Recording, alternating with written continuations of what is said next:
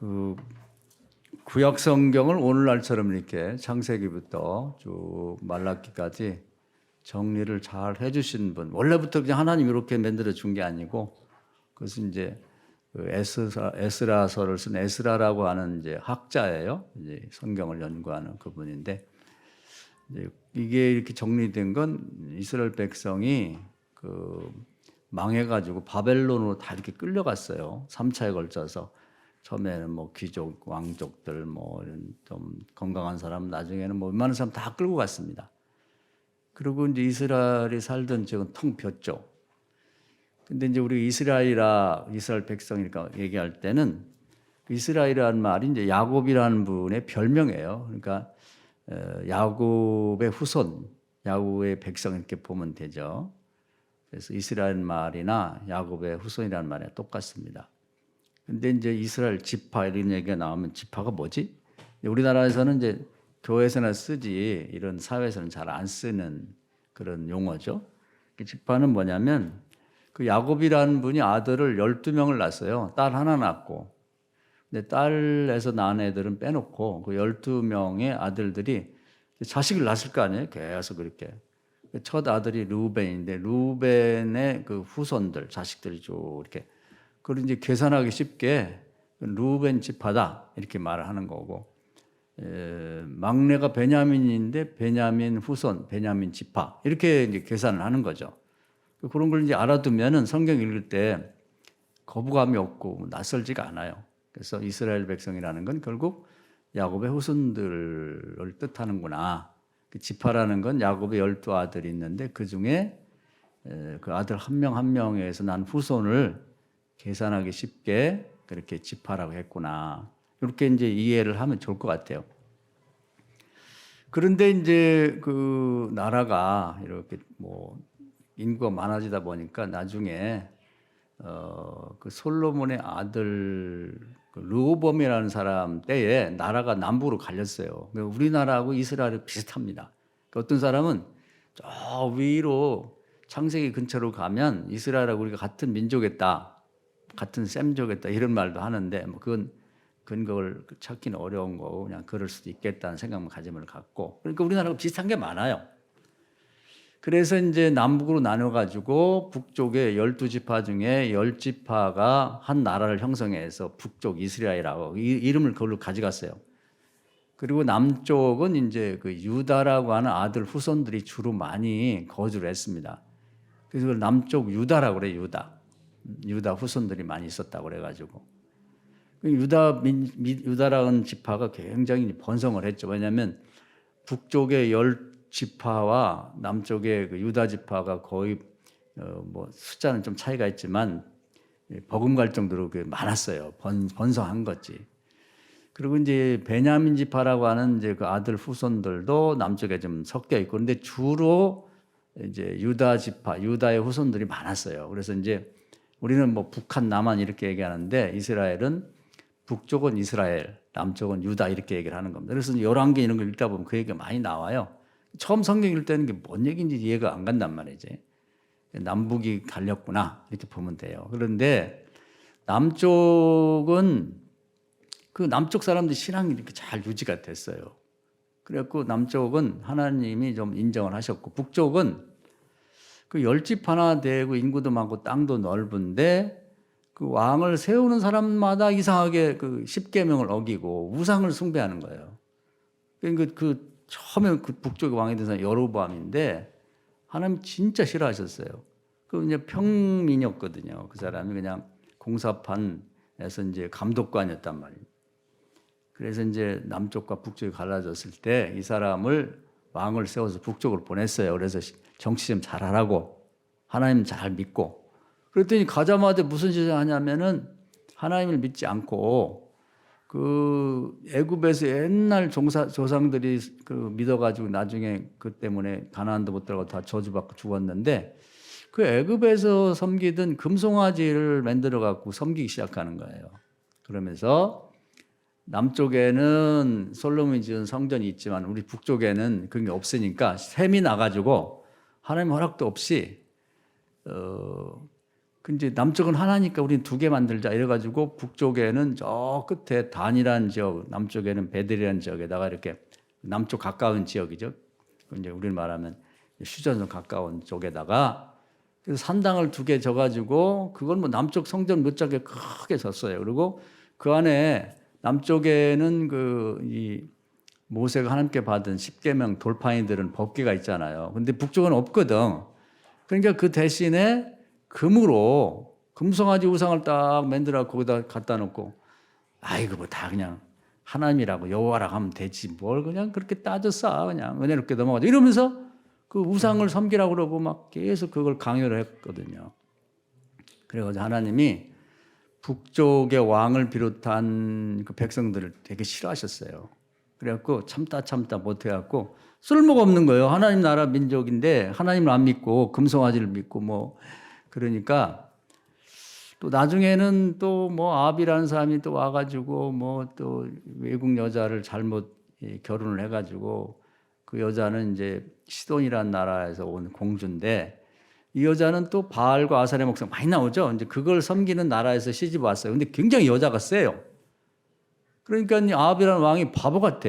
그렇게 시집을 왔으면 당신 나하고 살려면은 개종을 하고 하여튼 우리가 믿는 여호와를 믿어라 이렇게 해야 되는데 새로운 종교 재밌겠다. 우리 그걸 자기가 넘어가 버렸어요. 그래서 자기도 바알과 아사레 목상을 섬기고 또 옛날부터 섬기던 금송아지 우상 그 성전 또 있고 성전이라고 말해서는 안 되죠. 신당이 또 있고 그 집안 그 나라 꼴이 아닌 거예요 이게 완전히.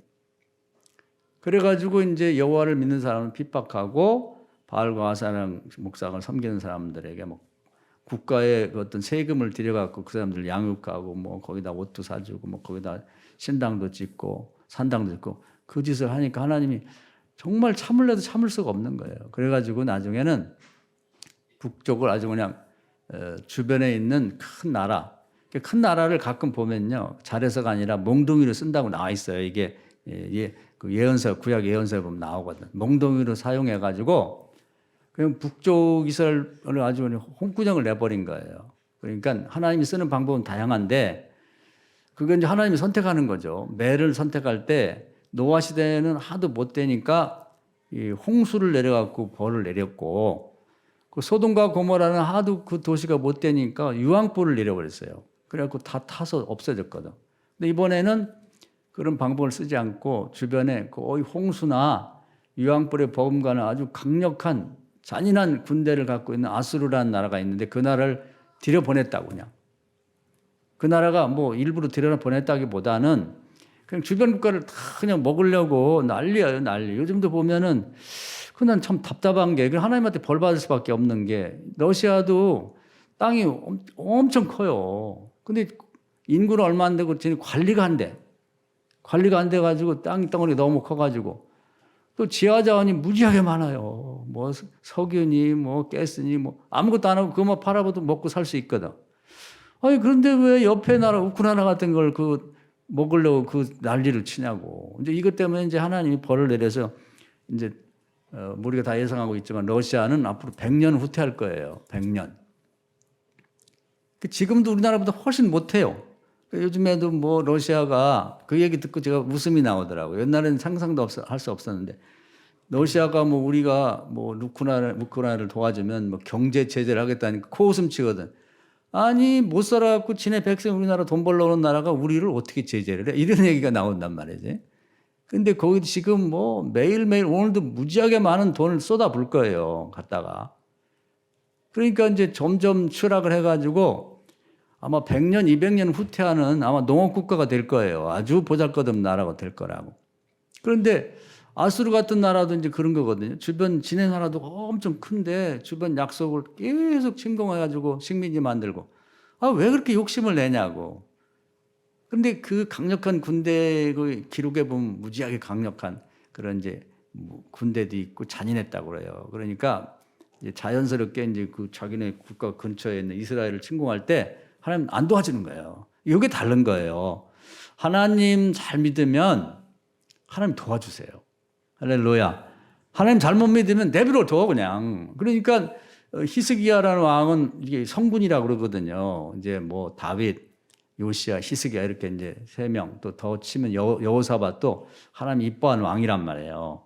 그때는 또 그 아스리아라는 나라가 한번 침공을 해 왔었는데 그때는 하나님이 도와주죠. 기도하니까 도와줬다. 그래가지고 뭐 싸우지도 않았는데 하나님께서 하늘에서 저주를 내려서 하루 저녁에 이제 밖에 나가서 보니까 그 18만 5천 명의 아수르 군대가 다 송장이 돼 있는 거예요. 그런 식으로 이제 잘못 믿는 사람들에게는 하나님이 기도해도 잘못 믿는 사람이 기도를 안 들어주고 하나님이 이제 기도를 들을 만한 사람들이 기도하면 도와주거든요. 근데 이제 북쪽 이스라엘은 아수르가 쳐들어왔을 때 하나님 안 도와주고 내버려 둬요. 뭐 그때 닥쳐가지고 뭐 도와달라고 하면 도와줍니까? 안 도와주지. 그리고 나라가 완전히 망해가지고 그 나라의 축복의 땅에, 그 약속의 땅에 들어온 백성들을 웬만한 걸 막 죽이고 그리고 거기 있는 백성들을 다 끌어내가지고 딴 데다 옮겨버렸어요. 아시리아가 빼앗은 식민지로 다 이주를 시켜가지고 그때 없어져 버렸어요. 10지파가. 요즘에 들어서 이스라엘이 이제 먹고 살만하고 이제 실력 있는 나라가 됐잖아요. 그러니까 요즘 뭘 하고 싶어 하냐면 전 세계에 흩어져 있는 사람들 중에 그래도 우리 옛날 그 10지파, 없어진 북쪽 10지파에 뭔가 후손이 있지 않겠나. 그래가지고 뭐 기술을 발휘해가지고 뭐 이렇게 요즘 뭐 DNA라고 그러죠. 막 이제 한번 조사를 해가지고 10지파를 복원시키고 지금 옛날 성전했던 자리에는 뭐 이스마엘 후손들이 다 찾아오고 있어서 크게 전쟁이 나니까 거기다 하는 성전을 못 세워도 그 옆에라도 성전을 좀 세우자, 회복하자 이런 운동을 하는데 없대요. 전 세계에 뭐 빅데이터라고 그러죠. 뭐 그냥 조사를 하고 뭐 돌려갖고 봐도 그 흔적을 찾을 수가 없대요. 완전히 없어져 버린 거예요. 그리고 남쪽 유다만 남았어요. 근데 남쪽도 이제 타락을 많이 해갖고 나중에는 하나님 벌을 내리는데 북쪽처럼 완전히 전멸시키고 없애버리질 않고 바벨론에 70년 동안 이제 벌을 내려요. 유배를 가는 거예요. 유배. 귀양살이. 그래 가가지고 이제 거기서 고생을 무지하게 했죠. 그런데 이제 그때에 이 에스라라는 분이 이제 성경 연구한 학자인데 거기 가서 가만히 생각을 해본 거예요. 아니 우리 12지파 야곱의 아들 12명 후손들이 다 그중에 10지파가 없었는데 왜 하나님이 우리 유다 지파만 남겨갖고 그래도 바벨론까지 와서 이제 귀양살이 한 다음에 다시 되돌려 보내고 이렇게 하실까? 그게 신기하잖아요. 저도 성경 읽을 때 그게 제일 궁금하더라고. 왜 그랬나. 근데 이제 뭐 나중에 보면은 북쪽 못지않게 남쪽도 타락을 했어요. 므낫세 같은 사람은 지금 생각해도 혐오감이 생길 정도로 하나님이 우상을 만들거나 절하지 말라는데 성전에다가 다 따놨어. 그 근동에 있는 우상을 다 갖다가. 그리고 하나님 앞에 이렇게 그 짐승을 태워드리는 제단이 있는데 또 정신없는 왕 하나는 그 옆에 아람 나라를 가보니까 지네 나라에서 하나님이 옛날 그 솔로몬 때부터 제단을 이렇게 하라고 그다 그렇게 한 것이 굉장히 소박해요. 하나님은 굉장히 소박하게 이렇게 해서 이렇게 봤을 때 짐승을 태우게 하는 아주 단순하고 소박한 형태인데 옆에 아람 나라를 한번 가보니까 아주 거기 우상에 제사 드리는 그 제단은 화려한 거예요. 아주 크기도 크고 문양도 그럴듯하고 멋있고 그러니까 그걸 우리 뭐 사진 찍어가지고 뭐 그림 그린 사람한테 그려가지고 요대로 만들으라고. 그래가지고 하나님께서 디자인해주고 이렇게 만들으라고 했던 그 제단은 한쪽 벽에다 붙여놓고 그걸 만들어 거기다 딱 갖다 놓고 그렇게 하나님의 제사를 드리면 하나님 기분 좋겠네요. 우리로 말하면 이런 강단이 너무 단순하고 소박해. 오늘 절에 가보니까 절에 막 화려하게 막 꽃무늬를 그리고 그거 좋더라. 그 절에서 그거 갖다가 사진 찍어서 그렇게 만들어. 그리고 그 강단에 놓고 이제 설교를 한다고 쳐봐요. 그거 얼마나 우스꽝스럽냐고. 근데 그거하고 비교할 수 없는 거야. 막. 하나님 성전 유일하게 세계 하나밖에 없는데. 하나님이 참도 너 해도 너무한다. 그래서 북쪽 다 없애버렸는데 남쪽도 북쪽 못지 않아요. 그래서 이것들도 그냥 내버려서는데 혼을 내야 되는데 완전히 전멸시킨 건 없고 그래서 귀양살이로 이제 보낸 거예요. 그래서 이 사연이 많아요. 구약을 읽어보면. 그런데 이제 죄를 그렇게 많이 졌는데도 그래도 하나님이 왜 유다 지파 우리를만 사랑하시지? 그래서 이제 70년 동안 열심히 연구를 해요. 그리고 성경 읽고 기도하고 생각해 보니까 거기서 뭘 찾냐면 이제 거꾸로 역사를 되짚어 올라가 보니까 옛날에 그 우리 다 알고 있죠. 그 요셉이 야곱의 아들이 12명인데 그 중에 11번째 아들이 요셉이에요. 12번째 아들이 베냐민이고. 근데 요셉이 똑똑해. 자식이 많아도 좀 코만 흘리고 바보 같은 애가 있고 똘똘한 애가 있잖아요. 이렇게 봤을 때. 근데 엄마가 4명이에요. 그런데 이제 이 야곱이 제일 사랑했던 부인이 라헬이라고 자기 외사촌 중에 똑똑한 애가 있었는데 걔를 사랑했는데 그 여자가 애를 못 낳다가 나중에 애를 둘 낳았어요. 그것이 이제 요셉과 베냐민인데 그 막내를 낳다가 그만 몸이 약해 죽어버렸어요. 그래갖고 다른 애들 엄마가 다 있는데 얘들 둘은 엄마가 없는 거예요. 아버지밖에. 그리고 고아나 마찬가지예요. 딴 애들은 엄마 하고 막 그렇게 다니는데 얘들은 주례예요. 아니 엄마가 없으니까. 근데 똑똑하고 영리하니까 불쌍하기도 하고 제일 어리기도 하고 자기가 또 사랑했던 여자 아들이다 보니까 걔들이 이뻐하는 거예요. 그러다 보니까 나머지 형제들이 질투가 나고 쟤만 이뻐한다고. 그러니까 맛있는 것도 이제 주고 뭐 아빠 옆에 항상 밥 먹을 때도 있고 또 옷도 막 좀 좋은 옷을 해 입히고 불쌍하니까 어리니까. 그러니까 이제 미워 죽겠는 거죠. 그래가지고 뭐 얘가 또 똑똑하고 그러다 보면 꿈이 커요. 앞으로 대정치가가 되겠다. 뭐 내가 꿈을 꿨어. 뭐 이런 얘기 하니까 미워 죽겠는 거지. 그리고 어느 날 이제 형들은 일하러 가고 어리니까 집에 있으니까 이제 오빠가 쟤들만 이쁘고 우리는 일 시키고 그런다고 그러고 이제 불만을 갖고 있었는데 요셉이 어느 날 이제 그 형들이 잘 있는지 보러 아빠가 이제 뭐 먹을 거 하고 옷 갈아입을 거 하고 이제 이렇게 시켜서 보냈어요. 근데 광야에서 만났는데 이 형들이라는 존재들이 참 그러니까 형제도 이게 참 위험한 존재예요. 어떻게 보면은 상이 좋을 때는 아주 좋은데 사이가 나빠지면 요즘에는 형제들이 되게 보면 그 유산 문제가 터지면 형제가 뭐가 없더라고. 왼수가 돼버려요. 옛날에 시골에 가면은 다들 우애가 좋았는데 시골에 땅금이 올라오면서 이제 부모님 돌아가시고 땅이 그냥 남겨지면 난리예요. 뭐 의 끊고 지내는 데가 많아. 진짜 그 몇 푼 되지 않는 것 때문에 칼부림 나고 뭐 고소하고 난리. 그런 것처럼 형제라는 게 정말 그리스도 안에서 하나 되지 않은 위험한 존재거든요. 근데 그 사람들도 그렇게 된 거예요.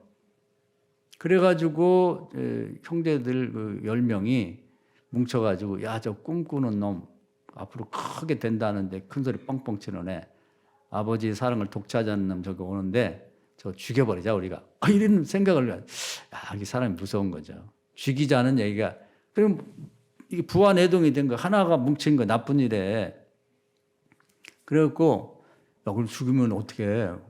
아빠가 나중에 혼날 거 아니야. 그래서 저걸 죽여버리고 그 제 옷을 벗겨가지고 그 짐승의 피를 묻혀갖고는 안 왔다고. 근데 옷이 꼭 이제 요셉 옷 같은데 보니까 아마 짐승을 잡아먹은 것 같다. 이렇게 하자고 이제 다 같이 합의가 된 거예요. 모의가 된 거지. 그러면서 하여튼 다 미운 거지. 그러면서 그때 내가 꿈 얘기할 때 많이 얘기하는데 저거 뭐 지가 대정치가 된다고 큰소리 빵빵 치는데 우리가 죽였는데도 될 거야? 그 꿈이 이루어지나 좀 보자. 이러면서 이제 이것도 믿고 저것도 믿고 그렇게 했어요. 그래가지고 이제 죽이려다가 그냥 자기도 근데 형하고 막 살려줘 그런데 그걸 죽이가 뭐 하니까 그 물 없는 웅덩이 그 이스라엘 그쪽은 이제 메말라 가지고 이제 이렇게 샘을 파면 처음에 물이 있다가 물이 쏙 빠져요. 그러면 깊은 그 웅덩이가 많이 있고 물이 없는 게 많이 있거든요. 곳곳에. 근데 그게 무지하게 깊어요. 거기다 집어 던져버린 거예요. 그러니까 막 소리가 나면서 형 왜 그래 장난치지 말고 살려줘. 장난치는 게 아닌데.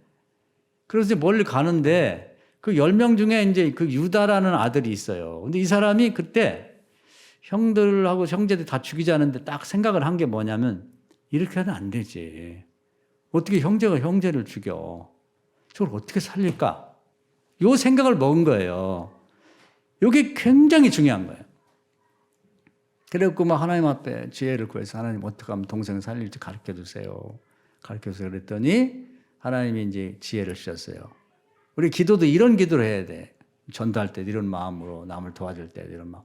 도울 게 제가 힘이 없는데 어떻게 도울까요? 하나님 저 사람 살릴 길을 열어주세요. 이렇게. 그랬더니 하나님이 지혜를 줬는데 이런 지혜를 줬어요. 마침 그때 이렇게 그 사막에 낙타를 갖고 무역하는 사람들이 가역을 대상이라고 그렇게 말하는데 이 나라에서 물건 싣고 저 나라 가고 거기서 팔고 또 그 나라 물건 싣고 이런 사람들이거든요. 그런 사람이 저기 광야에서 이렇게 걸어오는 거예요. 낙타를 몇 마리 갖고 몇 사람이. 그래서 펀트 생각이 난 거예요. 야, 죽이지 말고 형제들을 설득해서 지네들도 마음에 부담이 있을 테니 죽여서 뭐 우리가 집에 가서 어떡할 거야. 마음에 부담되니 그러지 말고 팔아먹자. 노예값에. 은 20개를 받고 팔아먹자 하는데 합의가 됐어요. 그럼 나중에 뭐 아빠가 물어보면 모른다고 하면 되지 뭐. 그 옷 찢어진 거 가서 피 묻혀갖고 갖다 주면 되지 뭐. 아버지가 뭐 슬퍼하겠지만 있겠지. 그러면서 그렇게 생각했는데 유다는 이 앞날의 운명은 하나님께 맡기고 일단은 살려서 보내자. 그리고 지혜를 발휘해서 형제를 설득해가지고 이제 그렇게 해서 팔아먹었어요. 팔아서 보냈어요. 근데 거기서 차이가 뭐냐면 10명 중에 9명은 죽이자는 거고 유다 한 사람이 살려야 되겠다는 마음을 먹은 거예요. 근데 그때는 저는 그런 생각까지 들었어요. 거기서 살릴 길이 없거든. 정말 그 낙타가 왔을 수도 있고 한편에서는 정말 낙타가 없다면 하나님이 낙타의 형상을 보냈을 수도 있어요. 그러니까 제 말은 그런 기회를 만든다는 거예요. 없어라도 만드는 거예요. 사람을 살리려고 보면 사람을 전도하고 구원하려고 보면 그런 길이 있는 거예요. 할렐루야. 없는 게 아니라 거기에 하나님이 감동받으신 거예요. 그리고 그것이 아담 이후에 곤경에 처한 사람을 구한 첫 번째 사람이 되는 거예요. 굉장히 놀라운 일이죠. 분명하고 확실하게. 다 죽이자는 데서 딱 한 사람 유다가 살려야겠다. 하나님 지혜를 주세요. 나머지는 어떻게 저놈 죽일까 하는데 궁리하고 그걸 서로 모의하는데 유다 한 사람은 따로 떨어져서 하나님 살릴 길을 열어주세요. 이렇게 하면 안 되잖아요. 저는 힘이 없습니다.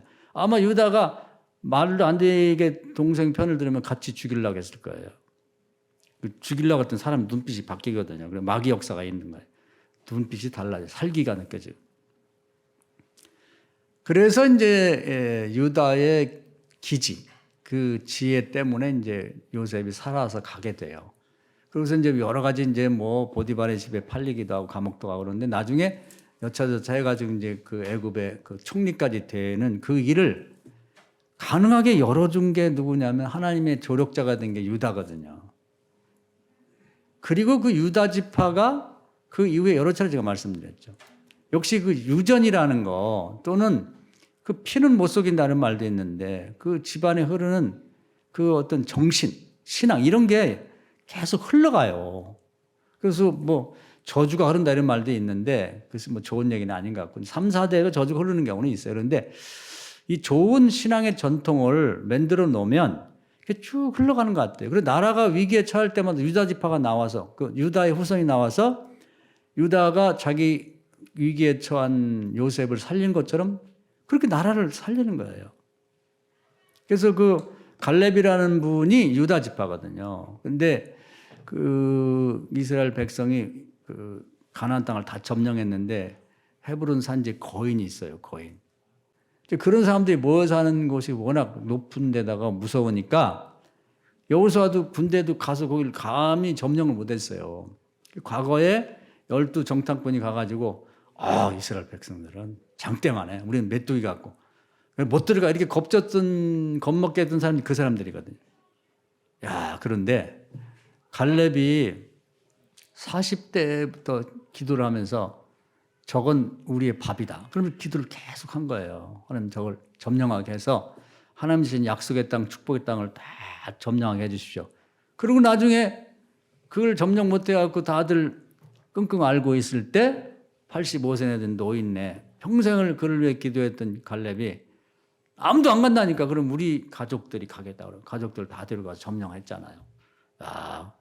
그래서 이 유다라고 하는 사람의 그 피 다들 안 된다고 그럴 때 다 죽이자고 할 때 살려야 된다고 하는 이 정신 이 믿음을 가진 그 집안의 전통이 쫙 내려가는 거예요. 그리고 나중에 우리가 너무 잘 알죠. 골리앗이라고 하는 사람이 그 헤브론 산지 거인족의 후손이거든요. 그 사람이 나와서 막 블레셋 장군이 되어서 이스라엘을 죽이려고 할 때 어리지만 딱 나가서 그 골리앗을 해친 게 누구냐면 유다의 후손 다윗이거든요. 이게 굉장히 중요한 것 같아. 그래서 하나님이 아브라함, 이삭, 야곱, 로이스, 유니게, 디모데 이게 괜히 하신 말씀이 아니고, 그래서 우리 때 말이죠. 그동안엔 예수 안 믿고 저주받고 집안이 엉망진창이 되어갖고 그냥 되는 게 없었더라도 우리 때 예수를 잘 믿고 정말 축복을 받아갖고 이걸 후손에 물려주자 이 말이에요. 할렐루야. 이게 중요한 거예요. 그런 목적을 가지고 우리 신앙생활 해야지. 그걸 포기하면 안 되는 거거든요. 그러면 그냥 형제들 간에도 그냥 헐뜯고 뒤에 뒷말하고 그냥 어떻게 잡아먹나, 죽이냐, 살리냐. 맨 이런 것만 연구하거든. 그 형제가 아니라 왼수예요, 왼수. 이렇게 되면 안 되거든. 그래서 이제 그 애굽, 바벨론 포로가 돼갖고 이제 에스라가 연구를 거듭하고 찾아낸 비밀이랄까? 하나님의 계획이 그걸 찾아낸 거예요. 이래서 유다 지파, 유다 후손이 죄가 있고 그러더라도 하나님이 살려주셨구나. 그 다윗이 또 그 하나님한테 너무 사랑을 많이 받았기 때문에 하나님이 다윗에게 이런 약속을 하셨어요. 네 집안과 후손이 잘못하면 내가 북쪽 그 이스라엘이나 딴 사람들 벌을 내린 것처럼 벌을 내리지 않고 네가 나를 아버지로 생각했으니까 내가 친자식으로 생각하고 잘못하면 회초를 때려가지고 사람을 만들어서라도 너네 민족을 유지해주고 너네 후손을 유지하겠다. 할렐루야. 이런 약속을 하나 받아놔야 돼. 우리가 살아있을 때 앞으로 자식들, 후손들, 손주, 증손주, 고손주 내가 무슨 잘못을 벌할지 어떻게 알아요? 근데 우리 때 정말 하나님께 잘해가지고 그런 딱 약속을 하나 받아놓으면 후손들이 잘못해 정말 잘못됐을 때도 하나님이 봐준다니까요. 그러니까 그 얘기가 솔로몬 때 벌 딱 나와. 솔로몬이 처음에 정치를 잘했는데 나중에는 못했어요.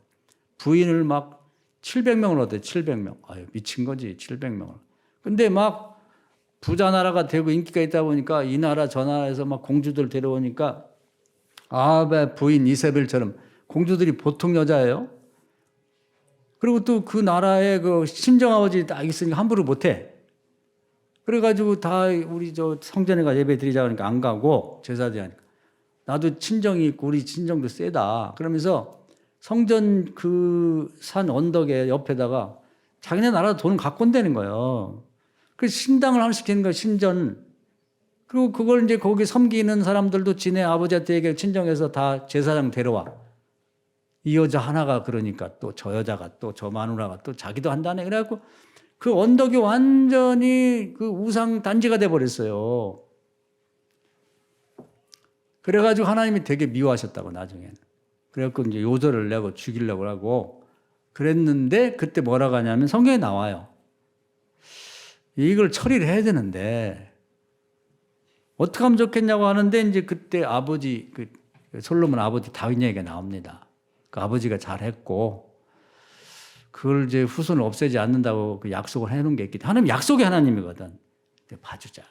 그래서 지금 죽을 때까지 내비두고 벌을 내리되 자식 때에 가서 그때 벌을 내자. 이렇게 거기 말씀이 나와요. 그러니까 우리가 신앙생활 대충 아무렇게나 하면 안 돼. 신앙생활 열심히 해서 천대에 갈 후손들을 위해서 좋은 약속을 좀 받아 놓으세요. 할렐루야. 이게 굉장히 중요한 거예요. 굉장히 중요하다. 그래서 이제 이런저런 이유 때문에 유다 지파를 살려가지고 하나님이 그 씨를 다시 되돌려가지고 그래서 이제 이스라엘 나라가 지금까지 살아남게 만든 거예요. 그러니까 그 후손 올라가 보면 아주 단순한 것 같지만 다 죽이자는데 유다가 살리자고 하나님께 기도하면서 실제 살려낸 거. 그것도 특별한 게 아니에요. 말 한마디 한 거예요. 말 한마디. 오늘 제가 하고 싶은 요점이 거기 있는 거예요. 우리는 남을 살리고 그러면 꼭 내 집 팔아갖고 막 가서 보증서지고 막 이렇게만 생각하는데 유다가 한 일 따지고 보면 별거 아니에요. 살리고자 하는 간절한 마음을 갖고 기도하면서 말 한마디 한 거예요. 형들, 이렇게 하면 우리 마음에 부담되고 평생 죄의식 느끼고 살 텐데 이렇게 하지 말고 마침 저기 무역군들이 오니까 아니 이제 좀 얘를 노예를 팔자. 그러면 못 받아도 은 20원 받고 그러면 갔다가 우리 요즘 말하면 맛있는 거 사 먹고 이 꼴보기 싫은 녀석은 해치우고 이거 일거양득 아니냐. 응? 그렇게 그 말 한 자리 한 거 그것 갖고 그 후손이 다 살아남은 거예요. 지금까지 할렐루야. 이게 엄청 중요한 거예요. 그래서 에스라가 그걸 찾아놨고 이래서 우리 민족을 우리 지파를 살리셨구나. 그래갖고 이제 성경을 거기서부터 다시 정리를 한 게 이제 역대기예요. 역대기. 열왕기하고 비슷하지만 달라요. 유다를 중심으로 해서 다시 역사를 쓴 거지. 그래서 한번 열왕기하고 역대기 비슷한데 왜 비슷한 걸 두 개나 놨을까? 그게 다 이유가 있는 거예요. 그리고 이제 우리 시간이 많이 갔네요. 우리 예수님 보면은 하신 일이 많지만 그 유다 지파에서 태어났잖아요. 유다의 후손으로. 그러니까 한번 보면요. 그 가늠한 여자가 잡혀왔을 때 다 돌 들고 죽이려고 저거 쳐 죽여야지. 이렇게.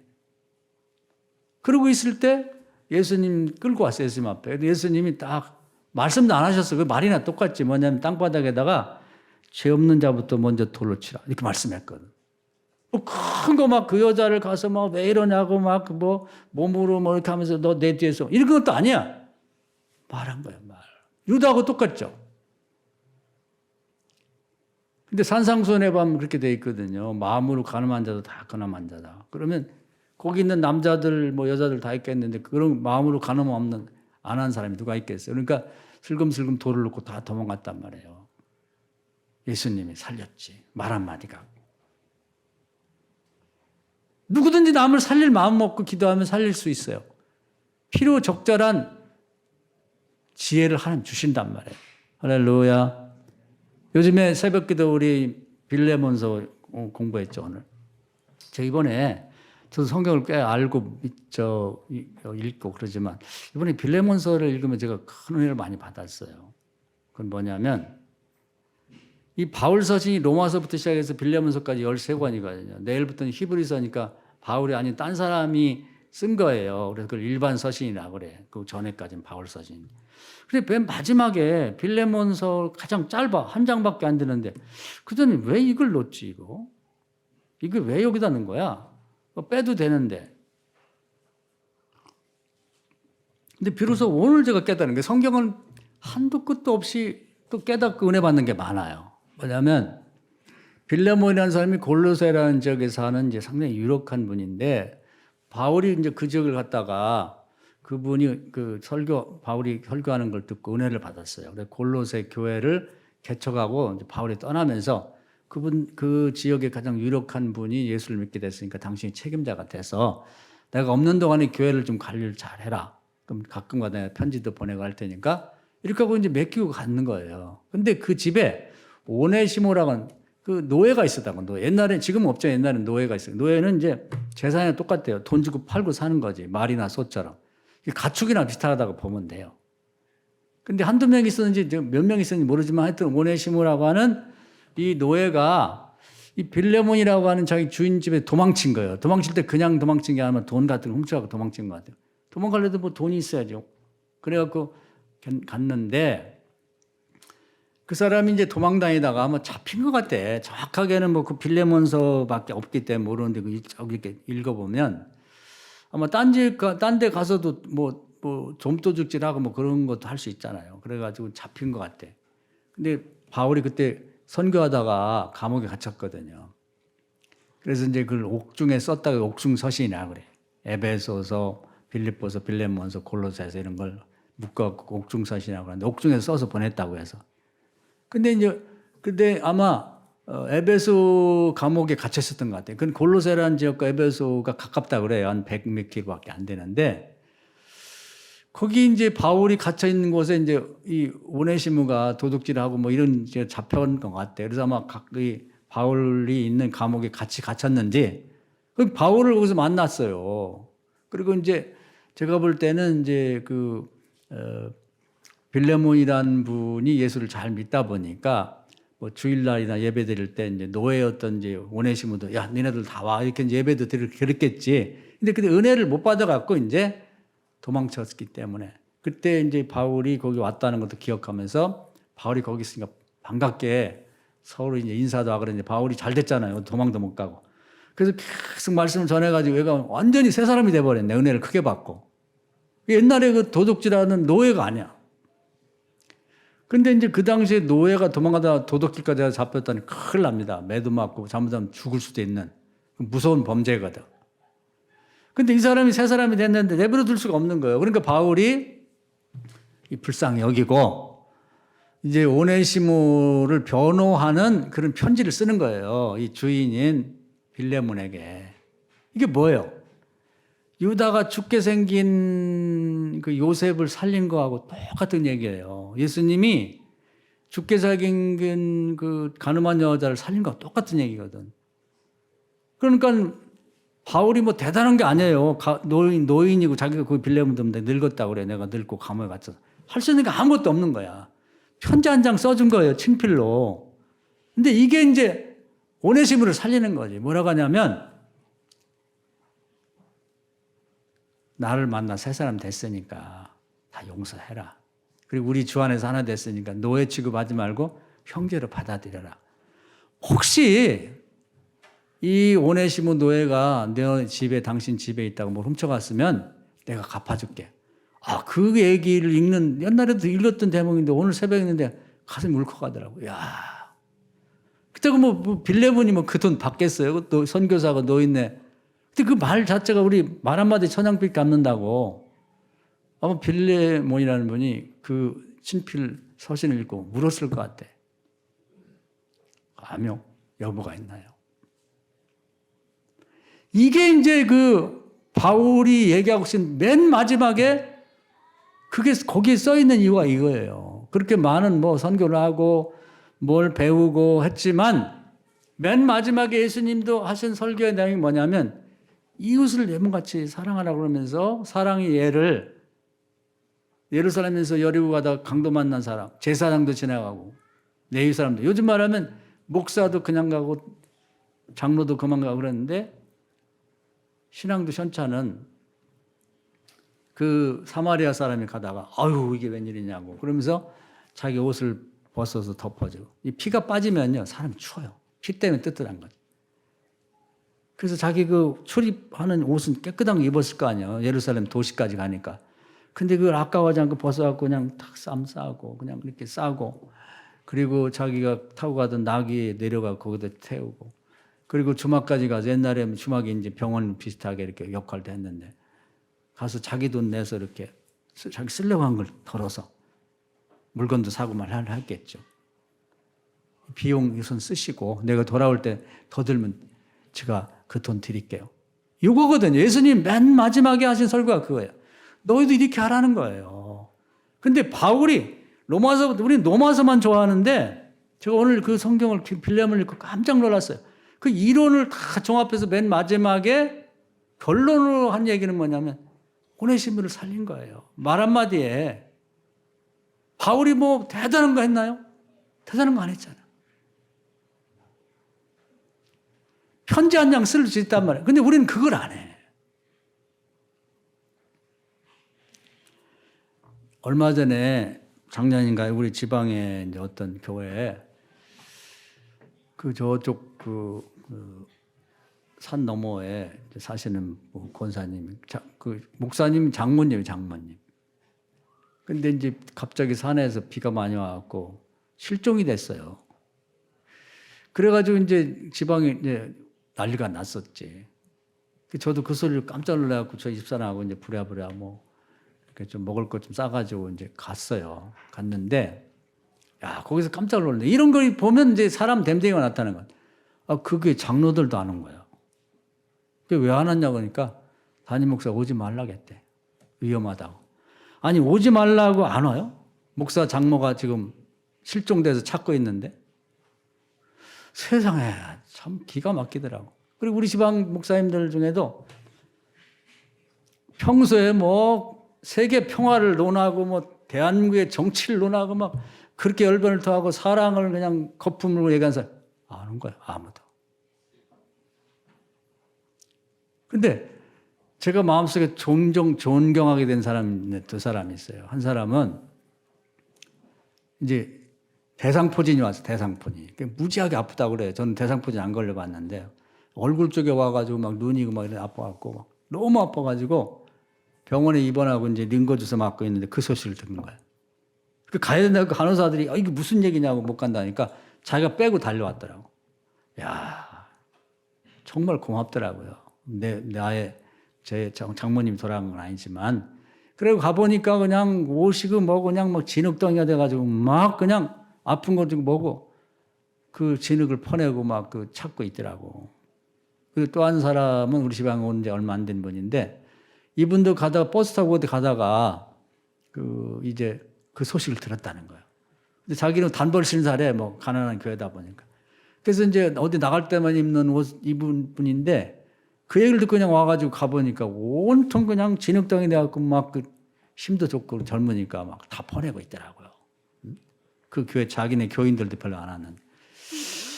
야, 그래서 참 마음이 그분들 보면서 좀 감동을 많이 받았어요.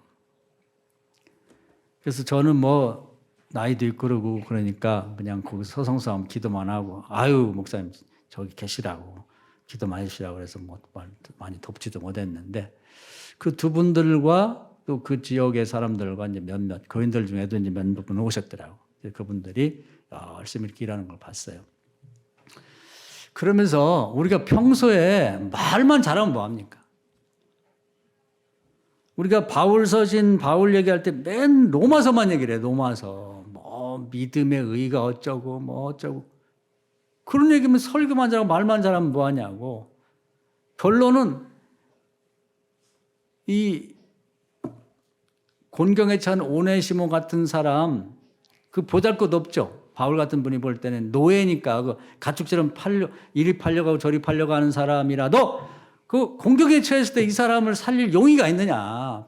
그를 살리려고 편지를 한 장 써줄 만하냐 이 말이죠. 그게 없으면 사랑이라는 건 괜히 그 쓸데없는 얘기예요. 뭐 요즘에 보면은 뭐 사랑이 너무 막 흔해가지고 사랑해 뭐 이렇게도 하고 뭐 이것도 하고 뭐 별거 다 하는데 그런다고 그게 진짜 예수님 말한 사랑이냐 이 말이에요. 그래서 우리가 이걸 한번 곰곰이 생각할 필요가 있는 거예요. 거기서 기적이 나타나고 거기서 하나님이 사랑을 그리고 보다 중요한 건 그런 자리에 예수님이 계시다는 거예요. 예수님 어디서 만납니까? 축제의 자리? 먹고 마시고 웃고 떠드는데 예수님이 계시냐고. 그거 아니거든요. 유다의 그 자리. 예수님이 가늠한 여인을 살려고 마음을 고통스러워하면서 하나님 지혜를 주십시오. 어떻게 해야 이 여자를 살릴 수 있을까요? 하나님이 지혜 주신 거대로 쓴 거예요. 그걸 놓고 도망간 것도 성령이 역사하니까 무서워 도망간 거지 그냥 된 게 아니거든. 바울이 이 빌레몬서 오늘 가서 다시 한번 읽어보세요. 야, 바울 서신의 결론이 이거예요. 예수님의 모든 복음의 결론이 선한 사마리아 사람 얘기거든요. 이걸 할 줄 못하면 진정한 교인은 못 되는 거예요. 그런 것도 안 하는 사람이 하나님 앞에 요즘 기도 응답받고 싶어요. 저도 우리 교인도 받아주고 싶어. 그래서 부르짖어 기도하는데 제 마음속에 이 말씀이 들어온 거예요. 이런 것도 안 하면서 그냥 아직도 형제를 미워하고 그 요셉 죽이자고 그냥 같이 모의하고 이런 종류의 사람이 교인이라면 그런 사람이 뭐 부르짖어 기도한다고 되겠어요? 안 되지. 내가 편지 한번 써주면 전화 한 통 해주면 뭐 대단한 걸 하는 거 아니에요. 유다 간 게 뭐 대단한 거 아니잖아요. 말 한 자리 한 거예요. 살리려고. 예수님이 대단한 거 한 거 아니라고. 땅에다 글씨 한번 쓴 거예요. 바울이 대단한 거 아닌 거 아니잖아요. 나이 많고 뭐 감옥에 갇혀 있는 분이 뭘 대단한 게 있어요. 편지 한번 써준 거지. 진심을 담아서 기도하면서 이 사람 살려주세요. 우리는 뭐 내가 뭐가 있어야지 남을 살리지. 뭐 내가 가진 게 있나 배운 게 있나 뭐 젊기를 그거 아니라고요. 그거 아니라고. 진심으로 한번 우리가 정말 하나님께 축복받고 하나님에게 응답받고 좀 대대에 유다가 그거 한번 해가지고 1000대에 이르는 만대에 이르는 복을 받았잖아요. 그걸 배우자 이 말이에요. 할렐루야. 이거 하면 다 되는 거예요.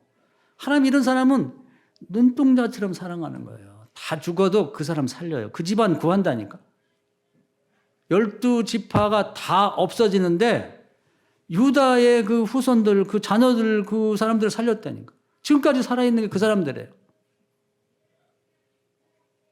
우리 이런 걸 해야 된다는 거, 이런 거.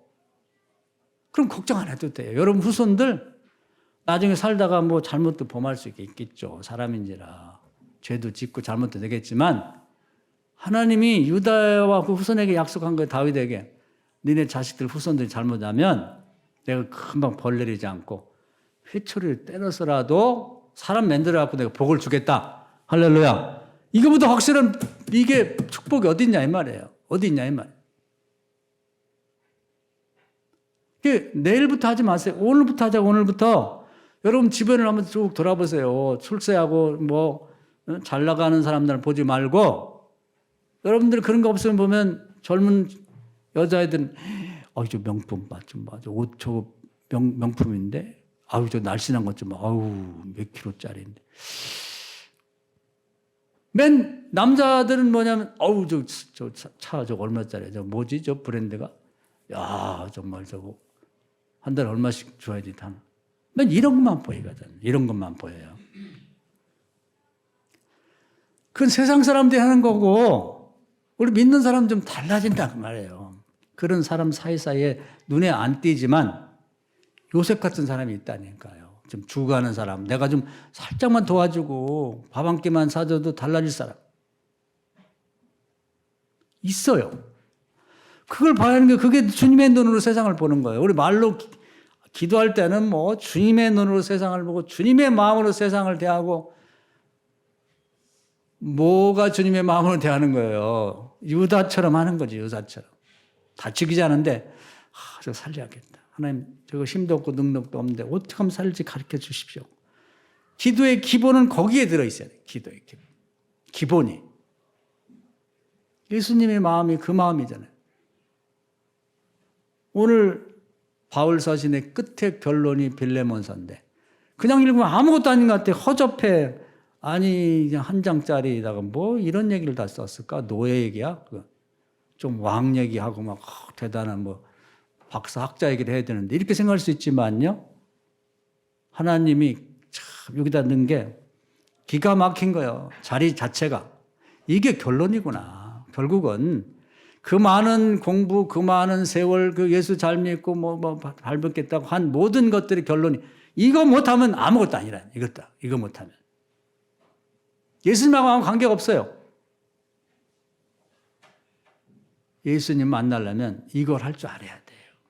사랑하는 여러분, 여기까지 말씀드릴게요. 오늘 이 말씀 은혜가 되셔서 내일은 너무 늦어요. 오늘부터 시작하셔야 돼. 그래서 뭘 대단한 걸 하려고 하지 말고 그런 사람이 눈에 띄셔야 돼요. 주님의 눈으로 그런 사람을 보는 거예요. 여러분 인척들이나 친구들 중에도 내가 정말 손잡아주고 기도해주고 말한다 안에 하면 살 수 있는 사람이 있을까?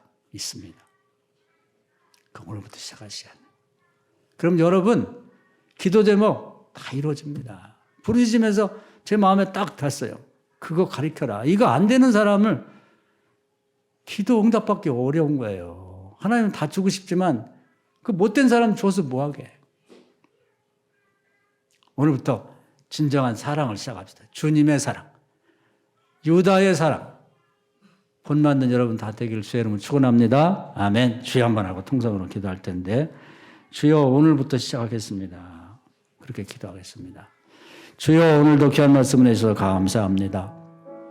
왜 유다 지파만 살렸을까? 그것이 오늘의 주제입니다. 다 뜻이 있었고 그들이 살아남아서 지금 이스라엘을 구성하고 있습니다. 천대 만대가 지나도 이들은 결국 살아남을 것이고 하나님의 축복받은 백성이 될 것 깨닫게 되었습니다. 그 자리가 예수님의 자리고 그것이 사도 바울의 자리고 그것이 우리가 서야 될 자리임을 믿습니다. 요즘 저희들이 응답받고 싶습니다. 축복받고 싶습니다. 부르짖어 기도하고 있습니다. 하운데 이거 안 되는 사람은 응답받기 어렵다는 걸 깨닫게 되었습니다. 내일이면 너무 늦고 오늘 이 시간부터 우리의 눈이 달라지고 마음이 달라지고 우리의 태도가 달라지고 신앙생활이 달라지게 하여 주옵소서. 그렇게 되면 설사 나중에 우리 후손이 잘못된다 할지라도 하나님이 다윗의 후손 유다의 후손을 축복하셨듯이 때로는 매로 치고 귀양을 보내도 다시 고쳐 쓰시는 천대만대 이루는 축복을 우리 가정에게 주실 줄 믿습니다. 우리 교회 주실 줄 믿습니다. 우리 교회도 어렵고 힘들어도 정말 도와야 될 사람들이 있으면, 도와야 될 선교지가 있으면 기도하면서 하나님 도와나가는 교회 되어서 주님 올 때까지 우리 교회가 세상에 있어 정말 많은 사람들을 구원하는 주님의 동역자 되는 교회가 되게 하여 주옵소서. 예수님의 이름으로 간절히 기도하옵나이다. 아멘.